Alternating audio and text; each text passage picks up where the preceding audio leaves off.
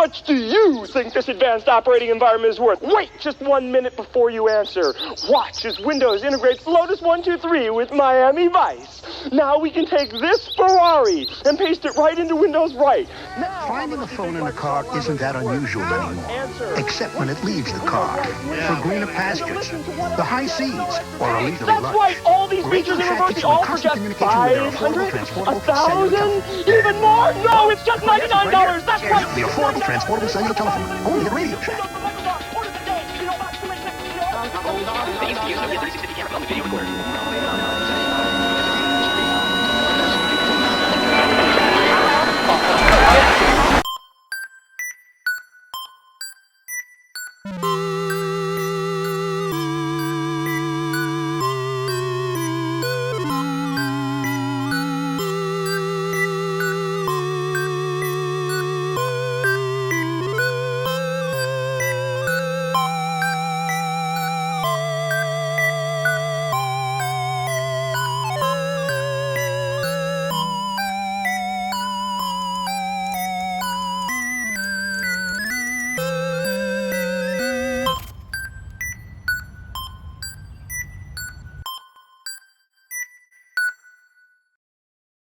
Technology has advanced monumentally over the past couple of decades, hasn't it?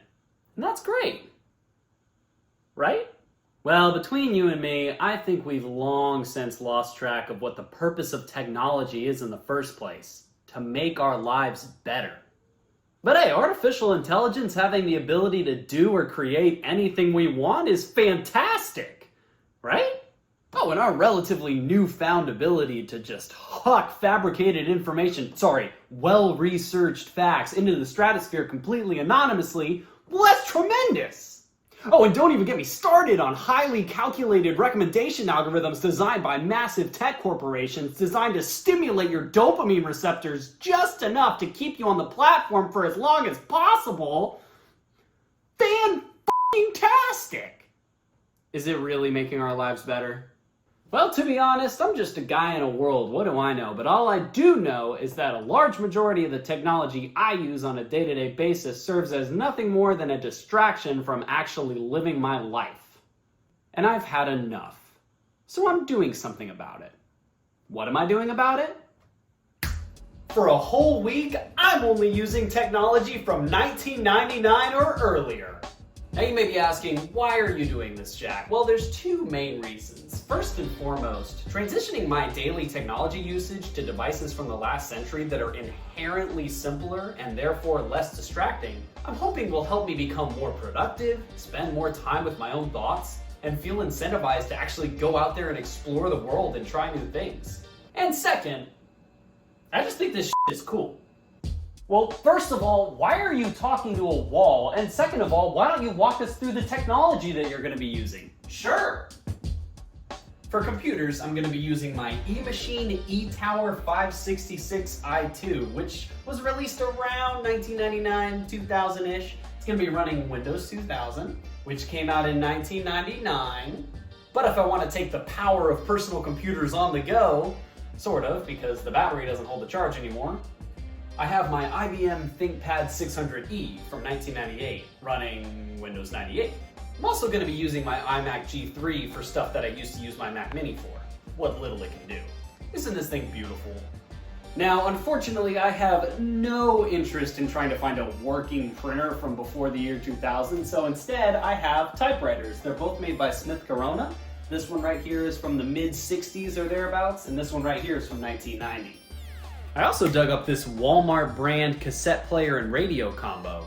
People are definitely not going to stare at me when I bring this thing to the gym.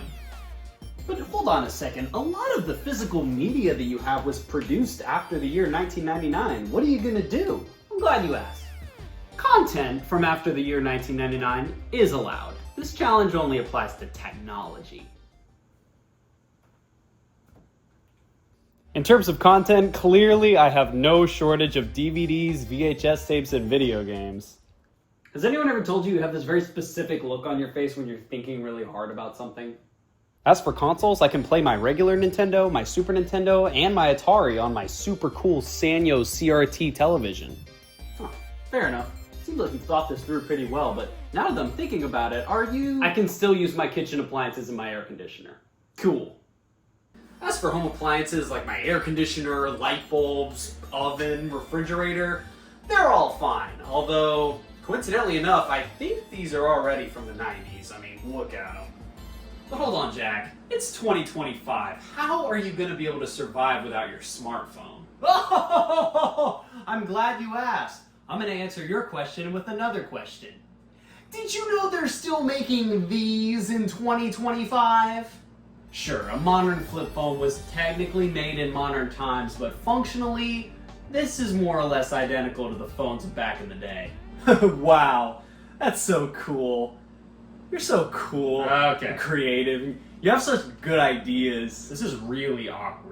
And last but not least, to record my journey through times of technical yore, I have this Sony TRV-67 8mm video camera, which has a surprising amount of features for being over 25 years old. This thing has picture effects, manual focus, manual exposure, built-in title functions, a built-in light, and built-in night vision. Without further ado, it is with tremendous fear, but also a nominal amount of excitement that I say, goodbye.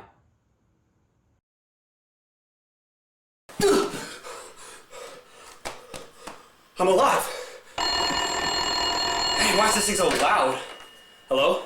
I'm sorry, sir. You've been diagnosed with low resolution. No. No! No!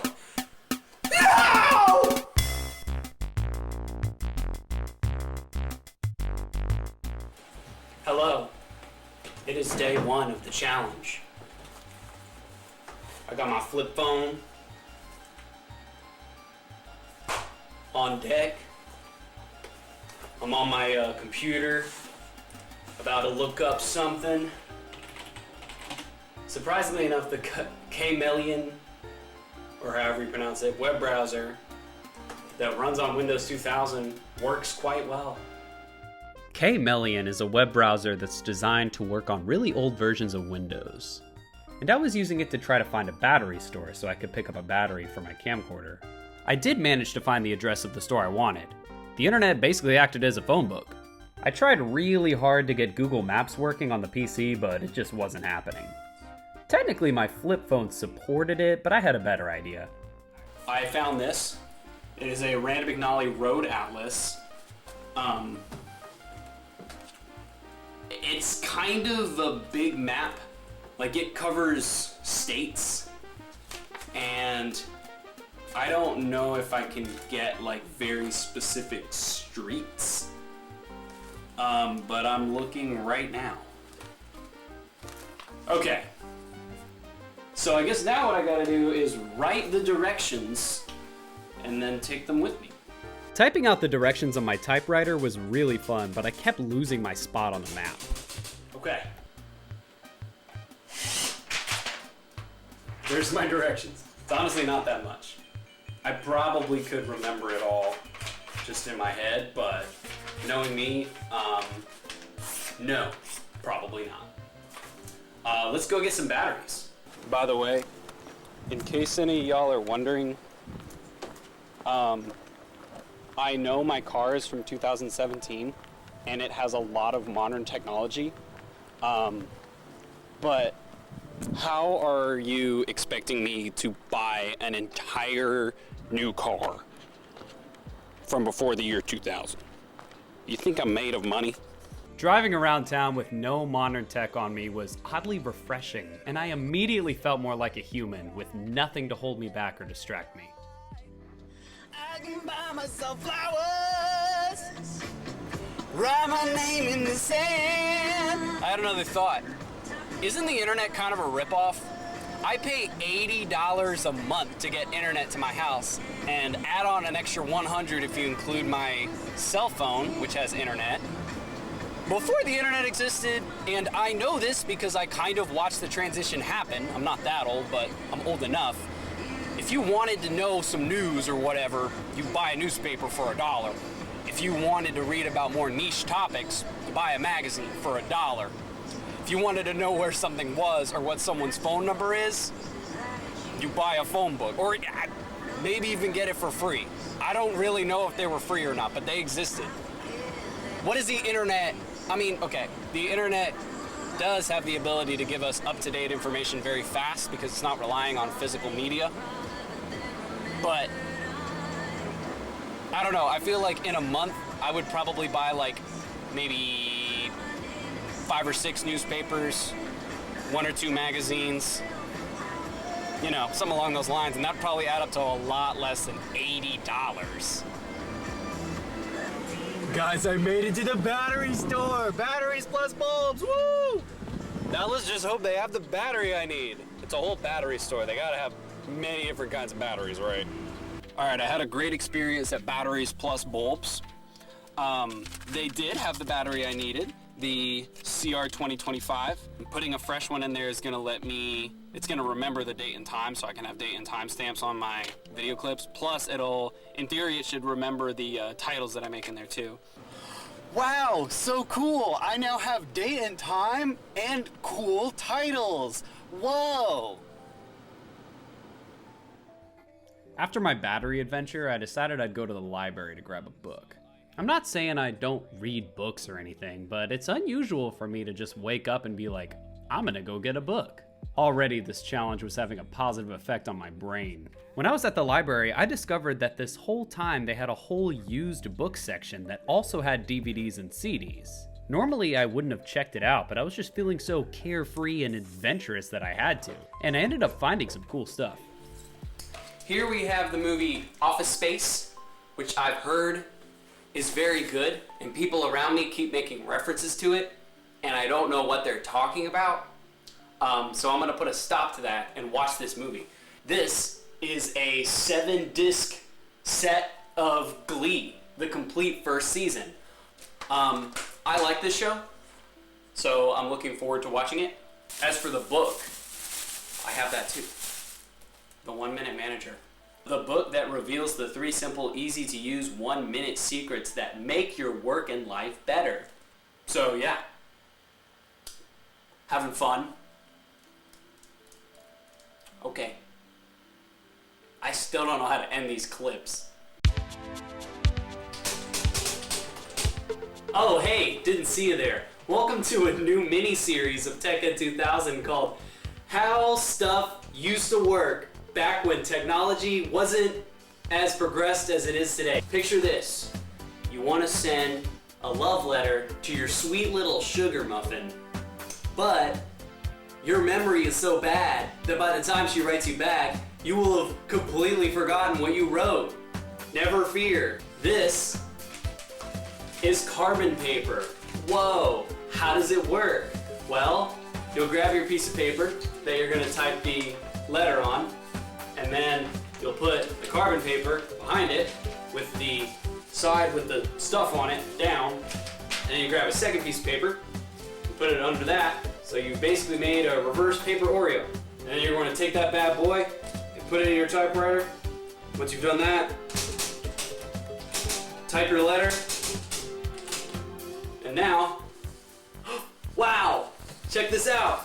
Now there are 2 copies of the same thing.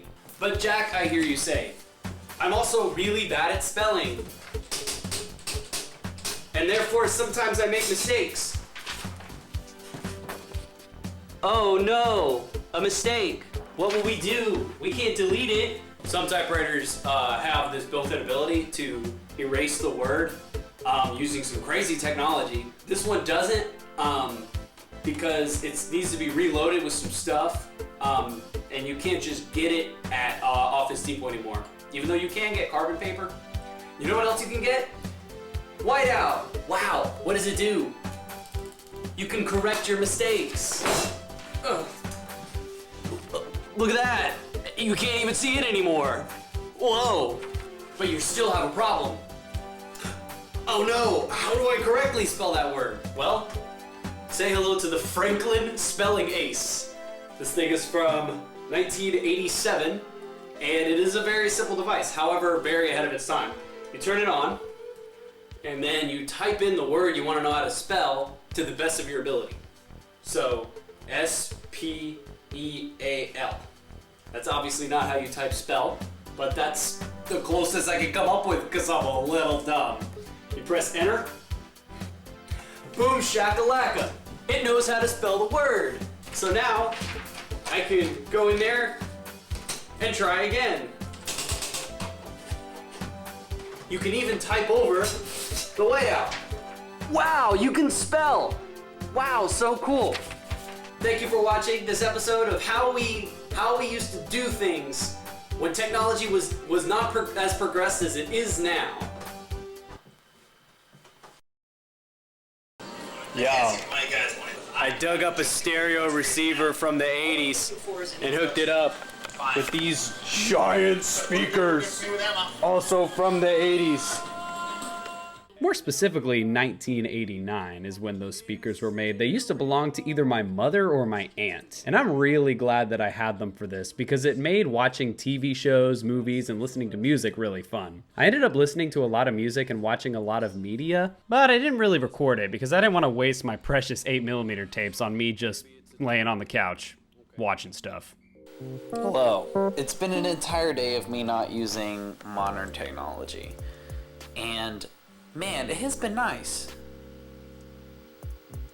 I have felt some very strong feelings of mental clarity recently. I've felt more value in everyday things. Like earlier when I had to actually work hard to figure out how to get to the battery store, and then I actually made it there, and then made it back home. That was very rewarding. Like the internet is full of answers. Whether that be answers to very nuanced topics you have on your mind, or just an answer to your very strong feelings of boredom. Look, man, there's a lot out in this world that's just ready for you to experience. Don't waste your time on useless shit. I still don't really know how to end these, so, bye.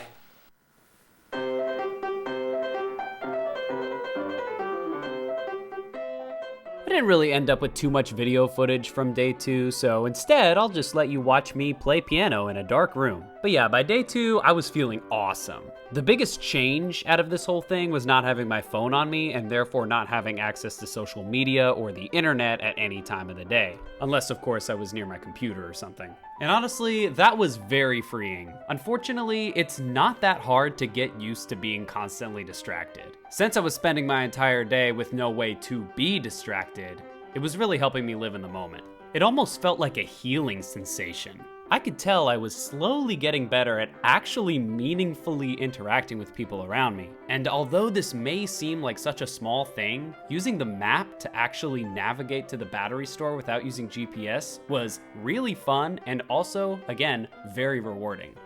I definitely feel inspired to try to go on a more grand road trip, using only that road atlas. I'll write down destinations ahead of time and figure out all the directions ahead of time and just go for it. Obviously, I'll bring my flip phone with me, but I want to make the entire trip about living in the moment. Maybe it'll be a future video, who knows?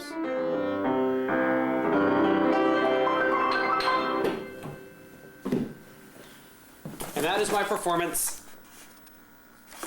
Hope you enjoyed.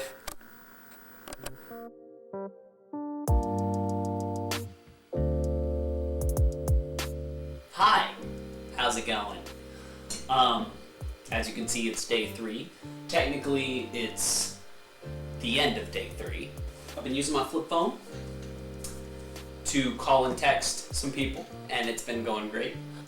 Been enjoying that. I've been listening to some music. I really like the band Cake. I've listened to a couple of their albums. I got Best of Billy Joel right here. Michael Bublé. I've been using this computer some, which is cool because I like it. It's a very nice computer, very blue.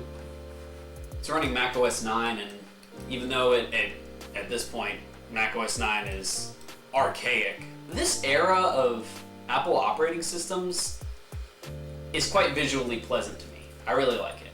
But yeah, not having my iPhone all day not having it on me all day over the past couple of days has been quite interesting, because I'm realizing now that I used to use it as a distraction from simply sitting and doing nothing.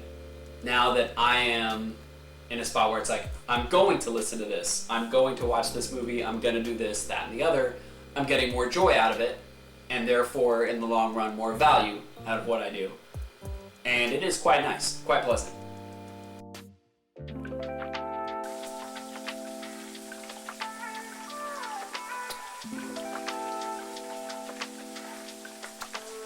Whoa. Oh, hey, didn't see you there. Welcome back to another episode of How We Used to Do Things back when technology was not as progressed as it is today. I wanted to show y'all a couple of tape recorders. We have this one from Radio Shack. It's a desktop tape recorder. Has a handle though for portability. You can play tapes with it, you can record tapes. It's got a built-in speaker, it's got ports for microphone and everything like that. Shout out to my brother for letting me borrow this thing. But let's say you want something a little smaller. Well, that's when devices like this come along. Now, I'm not entirely sure if this thing is from the 90s or not. It certainly looks like it is, but this thing is a tape recorder with a built-in speaker, built-in radio, built-in antenna, runs on AA batteries, and it lets you record your voice on the go. There was a certain point in time where devices like this that you could use to record your voice on the go were very popular. You see, we used to, well, maybe it'd be better if I just showed you.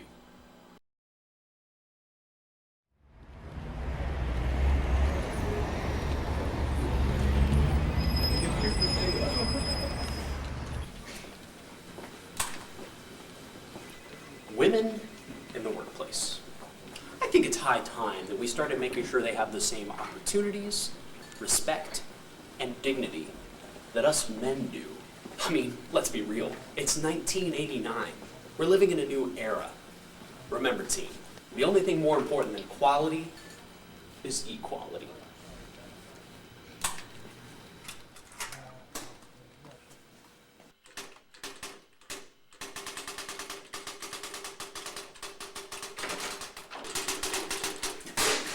Listen here, sweet cheeks. I need that tape turned into a piece of paper on my desk by 9 a.m. tomorrow. Women in the workplace.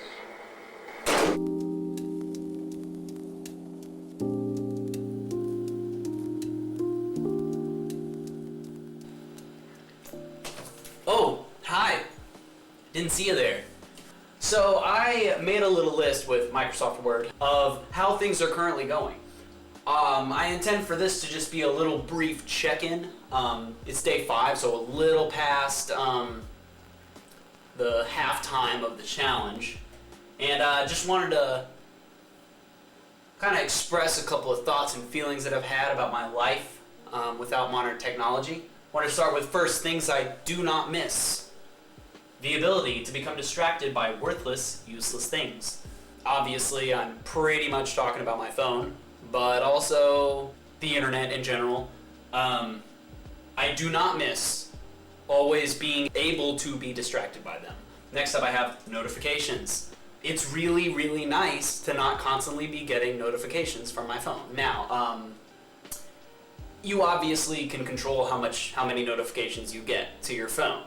But yeah, in general, like, this thing literally only notifies me when somebody sends me a text, when someone calls me, or if the battery's about to die, which, for some reason, this thing either lasts all day or it barely lasts half a day. It's got very unpredictable battery life. Next up, ads. Now, I realize that even without modern technology, ads are still a thing, but not carrying around modern technology or not using it as much causes you to see less of them. And since, to me, most of the time ads are very annoying, it's been kind of nice to not see them all the time anymore. And then last on the things that I don't miss, thoughtless communication. So I'm specifically talking about letters, and I'll talk about letters more later. But when you have the ability to text anybody anything, it kind of tends to get easy to throw your thoughts at them. cook something up for 2 seconds and then throw it in a text. And that's all right, sometimes. If I just need to text somebody, it's like, hey, I'm coming to pick you up, be there in 5, yeah, whatever. But, like, if you have a relationship with somebody, like a romantic partner or a friend or something like that, those are not people that you want to have thoughtless communication with. Don't you think that one of your loved ones deserves a lot of thought from you in the way that you communicate with them? Let's look at cool things that have happened to my brain. I have 3 here. I promise I'm not going to talk your ear off. More engagement in conversations with my loved ones. What do you know? I was just kind of talking about that. But with this, I was actually talking specifically about in-person conversations. I was hanging out with some of my buddies, and, you know, a few of them had their phones out, a few of them didn't, but we were all talking and chatting and stuff, and since I didn't have my phone with me, I was kind of able to actually talk to them a little better. Like I said earlier, don't you think your loved ones deserve that level of attention? Let's see, a much easier time paying attention to my surroundings. Recently, I felt like I had a better ability to pay attention to my surroundings and to kind of see beauty in things that I didn't really notice before. Some things as simple as just seeing a nice looking tree, or seeing some new store or something like that. I feel like I have a newfound ability to appreciate those things. And then last on the cool things that have happened to my brain, a newfound ability to be idle. Now, during the first couple of days of the challenge, it was a little bit difficult for me to just sit around and do nothing. If you don't have anything to distract you like a phone, go ahead and sit there and do nothing. It's kind of nice. What I think you'll find if you do decide to get rid of your phone, or at least not keep it on you at all times, what I'm pretty sure will happen is you'll end up actually feeling bored. Being bored is like your body and your mind being upset at you for not doing something cool. And in my opinion, that's a good thing. Things I now appreciate more. Books. A lot of people still read books. Books are not obsolete. I just, this is things I appreciate more, and now I appreciate books more. So I had to let y'all know. Listening to entire albums instead of just singular songs from multiple different albums. I have listened to 2 or 3 albums, just start to finish. So yeah, listen to albums. The way that roads are set up, the way the highway system is set up is extremely easy to navigate around in it. I could use the interstate, if I had a map, that is, like one of these, all you need is a map like this. I'm pretty sure this cost me like $10 to get to any city in the entire country. Very, very, very, very easily. All right, next up I have movies. If you're gonna sit on your phone and scroll through TikTok or Instagram Reels or YouTube for an hour and a half, why does that feel so normal? When you could just not even do that, like just not do that, and instead watch a movie which was produced by creative people. Let's not lose track of that being an option. The design of 90s technology. So I'm kind of specifically talking about the iMac G3. That computer is absolutely beautiful. Writing letters. I touched on this earlier, but I think that writing letters are a very, very nice way of communicating with people. Because the thing about texting and the thing about emails is it's very, very easy to send an email or send a text. Therefore, in my opinion, I feel like people put less thought into them. Now, things I miss. Music streaming platforms. Now, I know I just talked about albums, but I pay about $14 a month for Spotify, and it is really, really, really nice to get any song I want, because I have very weird music tastes. I think physical media is cool, but goodness gracious, it sure is nice to be able to just look up an artist and listen to their music. That's pretty great. Now, next up on things I miss, always having a really nice camera. Dude, it has sucked to not have a really nice camera on me at all times. Real keyboards on cell phones. Yeah, texting people with the keypad, the number pad is awful, and I'm very glad that we don't have to deal with that anymore. Ideas for living my life after this challenge is over. Stop burying all my time in platforms that make heavy use of engagement-based recommendation algorithms. YouTube, TikTok, Instagram. All of them use engagement-based recommendation algorithms to feed your brain with content, which is fine, I guess, but it becomes really, really easy to kind of get sucked into it for long periods of time, and that's not good for my mental health. Stop relying so heavily on GPS. So, GPS is nice. It's a great innovation, but figuring out how to get somewhere and then actually getting there ended up being far more rewarding than just having a GPS tell me how to get there. And I promise you, I will never, ever, ever forget how to get to that battery store now, because I actually had to think about how to get there. Read more books.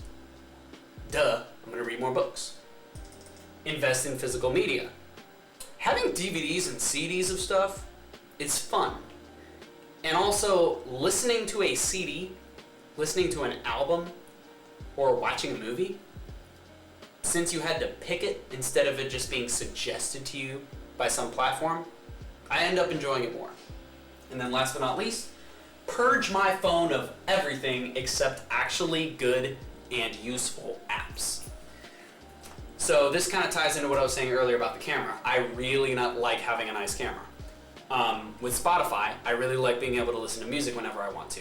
But yeah, I would get rid of Instagram, I would get rid of, maybe even get rid of YouTube, and then maybe get rid of other social media platforms, and really just have my phone be a way to text people, a way to call people, and a way to listen to music, and that's about it. I think that it might be good. Anyway, this ended up being way longer than I envisioned, so future Jack, are you gonna edit it down a good bit?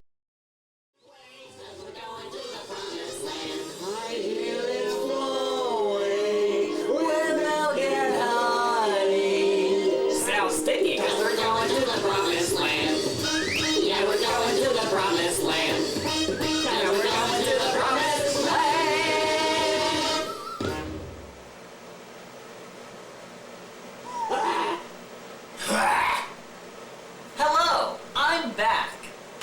I wanted to show y'all something cool that I bought at Walmart. Groove On portable CD boombox. So this is a CD boombox that I bought from Walmart today. It was $25. Not bad, quite a bargain. Before I open it and show you its cool features, I wanted to read the back of the box for y'all. Play CDs, CDR, and CDRW discs with random and program functions. Cool, it has shuffle. Digital FM radio with 10 station presets. Wow. An FM radio with presets. How cool is that? And then one quick start guide. Great, so I can quickly start listening to CDs. Because I don't know how to do that. What even is a CD? But now it's time for the best part. This section of the box here says, the basics. It says, play that song. Nostalgia has never sounded so sweet, and we're here for it. With our portable CD boombox, you can listen to your old school music CDs or tune into FM radio, just like the good old days. Now that's easy listening. What do you mean nostalgia? It's CDs! Take it out of the plastic, let's see what we got.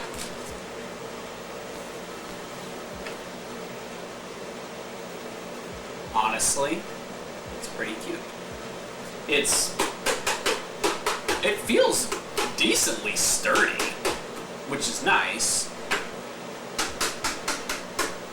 It does have some weight to it, even without batteries in it, which is pleasant. It has an LCD screen on it, and then some control buttons, and then a headphone jack and everything like that. Honestly, it's built about as well as these were built back in the day. So, and it's blue. Let's turn it on. It's a CD. How do we switch it to? We'll switch to radio. Air duct cleaning with install. Sounds pretty good. It's time to spring clean. I used to bite my tongue and hold my breath. I don't want this video to get copyright struck, so I'm going to make sure that y'all don't fully hear the song. surprisingly good for 25 bucks. And it's blue, and it's portable.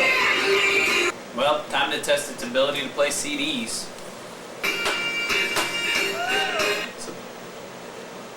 I was about to say, surprisingly, it seems to do well with the,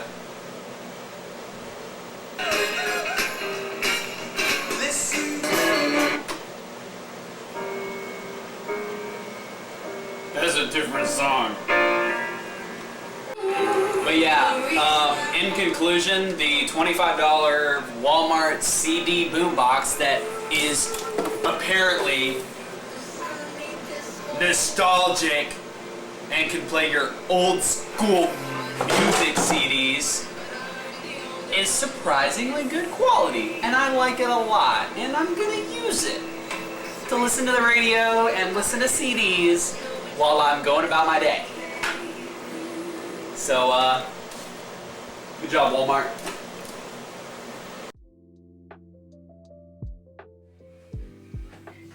Well, here we are, day 7. So let's make some spaghetti in celebration. I want to say that 20% of what I did resulted in 80% of the outcome. 80% of me, like, doing stuff to prepare to have no tech, 80% of it was setting up the old computer, buying a new phone, setting that up. Now 20% of it, not even, was just getting rid of my old phone, my iPhone. That was easy. Just took it out of my pocket, set it down on a table.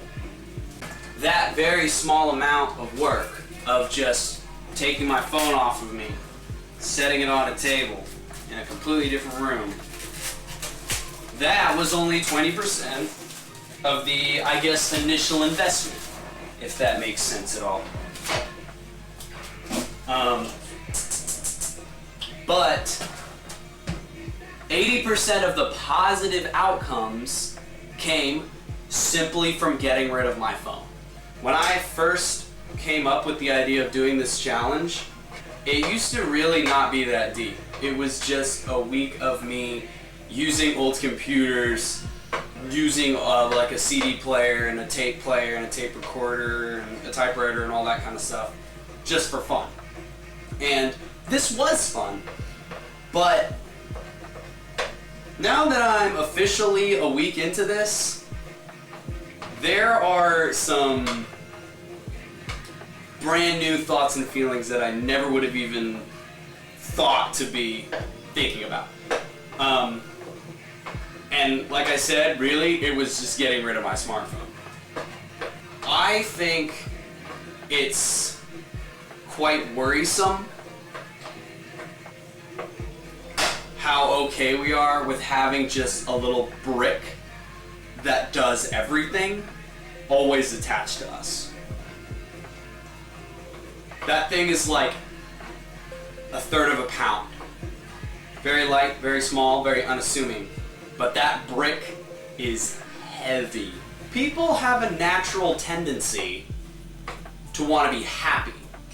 I think a lot of people have found that eternally scrolling through certain platforms, internet-based platforms like social media and YouTube, it shoots off the happy chemicals. And that's great. Here's the problem. It is possible to have too much of a good thing. In my personal experience, I can't speak for everybody, but I do have a tendency to get very sucked into YouTube Shorts, to some extent TikTok, and to some extent Instagram Reels. Because it's really fun to watch a bunch of videos in a row, hundreds upon hundreds of videos in a row. Man, you're, number one, not going to retain most, if not all, of what you watched, and things are going to seem less and less interesting. Another thing too, I have a feeling that it's not doing good things for people's attention spans. It takes a lot of attention to sit down and read a book, or watch a movie, or sit there and actually listen to an album or whatever. It takes some patience, it takes some attention skills, but just like everything, every skill and every like ability and trait, everything just takes practice to get really good at, okay? When I first started the challenge, I was a little bit disconcerted with the fact that I was like kind of unable to like engage in my normal habits of scrolling through Instagram Reels or YouTube Shorts or whatever. But eventually, I decided to go and get that book. And I started reading it. And it's been a while since I've read a book, I'll admit it. But then I could kind of slowly but surely feel my attention span increasing, lengthening, I reckon. And my ability to pay attention to stuff was getting better. My patience was getting better. I've been able to focus better. Things have been bringing me more joy. Now that I no longer have the ability to inject dopamine into my system through short form videos and stuff that's concocted from engagement-based recommendation algorithms, things have just been cooler. I've been enjoying music more. I've been enjoying listening to the radio more. I've been enjoying movies and TV shows more. I'm actually locked into them. They're actually worth it to me. Much more than they were back in the dark ages. A little more on engagement-based recommendation algorithms. What I mean by that is an algorithm that feeds you content specifically to keep you engaged. Why? So you look at the ads.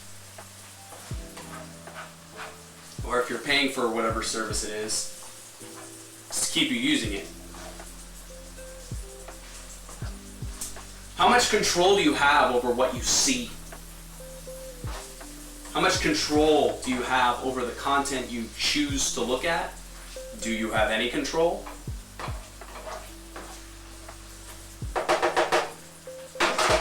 Is there anything wrong with exploring?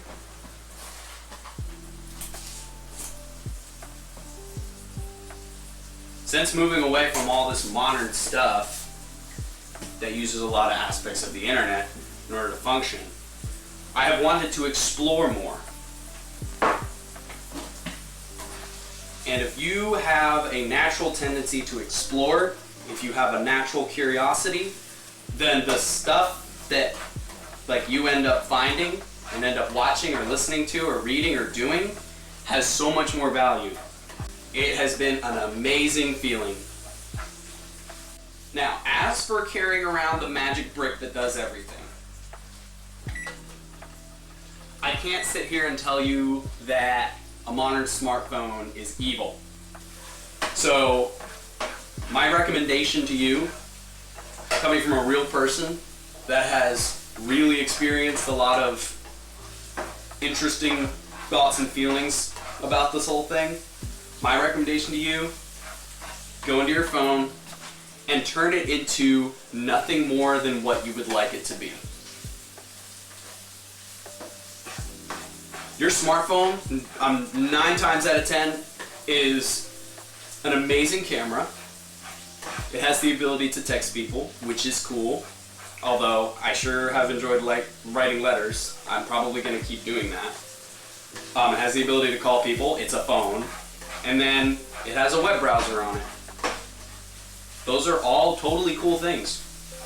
Make it so that those are the only apps on there. Do you need Instagram on there? Do you need YouTube on there? If you really like watching a million YouTube videos while you do things, eventually it's not going to hit the same. There's nothing wrong with being bored. There's nothing wrong with exploring.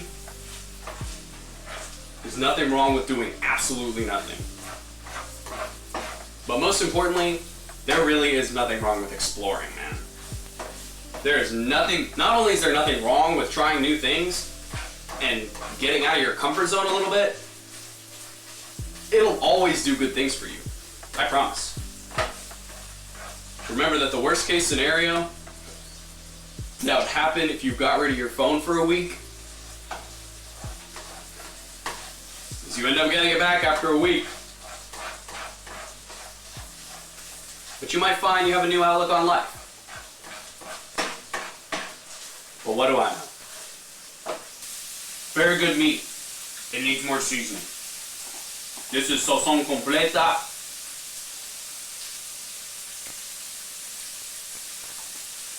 I made a mess. This goes good on everything. Like, literally everything. Except for, like, chocolate.